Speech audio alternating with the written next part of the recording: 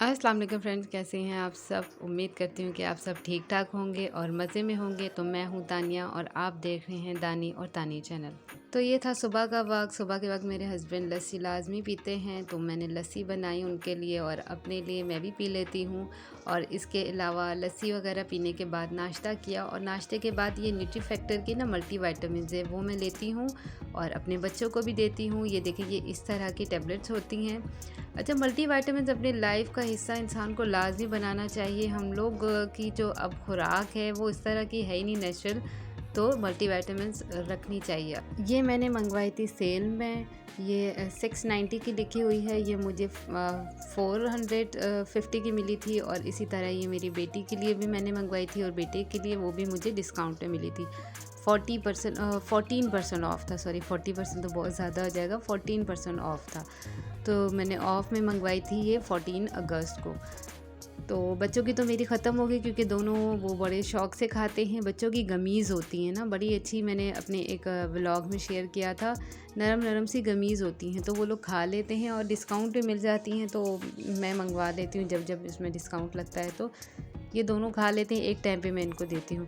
चलें जी, अब बारी आ जाती है हस्बैंड को काम से जाने की। उनको जब भी जाना होता है उनके फ़्रेश कपड़े ही इस्त्री किए जाते हैं। वो मैं पहले, मेरी आदत थी कि मैं कपड़ों को आयरन करके हैंग करके रखती थी। जैसे कपड़े वॉश होते थे उनको आयरन करके मैं रख देती थी। लेकिन मेरे हस्बैंड दोबारा फिर मुझसे वो आयरन करवाते थे।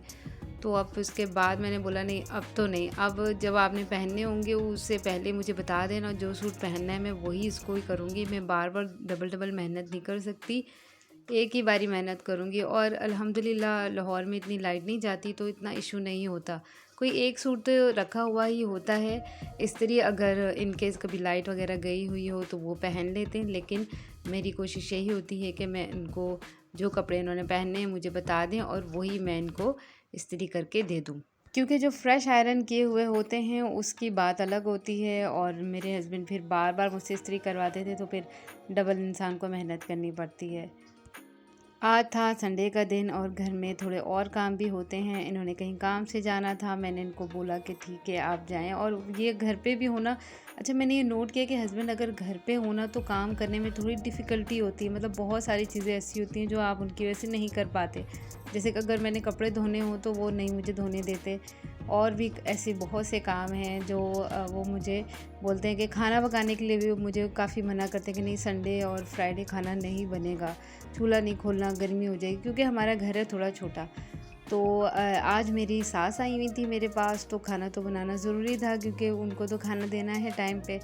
तो मैंने कीमा आलू उसका सालन बनाया है। पहले मैंने इसको गैस पे चढ़ाया था, बिल्कुल भी गैस नहीं आ रही थी, फिर सिलेंडर पे रखा और खाना बना के, रोटी बना के मैंने उनको दे दिया। कीमे आलू का सालन बनाया था, थोड़ा जल्दी बन जाता है। मैंने कहा चलो ज़्यादा देर चूल्हा नहीं खुलेगा, क्योंकि मेरे हस्बैंड ज़्यादा देर चूल्हा खोलने ही नहीं देते। उसके बाद फिर हम लोग चले गए मेरब की कटिंग करवाने और मेरी कटिंग और फेशियल करवाने।